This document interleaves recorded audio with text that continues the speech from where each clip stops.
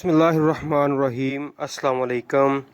सही बुखारी शरीफ की किताब ईमान के बयान में हदीस नंबर 29 के साथ आप दोस्तों की खिदमत में हाज़िर हैं। अहनफ बिन कैस फरमाते हैं कि मैं इस शख्स की मदद करने को चला, रास्ते में मुझको अबू बकर मिले। पूछा, कहाँ जाते हो? मैंने कहा, उस शख्स की मदद करने को जाता हूँ। अबू बकर ने कहा, अपने घर को लौट जाओ। मैंने नबी अकरम सल्लल्लाहु अलैहि वसल्लम से सुना है कि आप सल्लल्लाहु अलैहि वसल्लम फरमाते थे, जब दो मुसलमान अपनी अपनी तलवारें लेकर भिड़ जाएं तो कातिल और मकतूल दोनों दोज़खी हैं। मैंने अर्ज़ किया, या रसूलल्लाह, कातिल तो खैर ज़रूर दोज़खी होना चाहिए, मकतूल क्यों? फरमाया, वो भी अपने साथी को मार डालने की हिर्स रखता था, मौका पाता तो वो इसे ज़रूर कत्ल कर देता। दिल के अज़्मो समीम पर वो दोज़खी हुआ।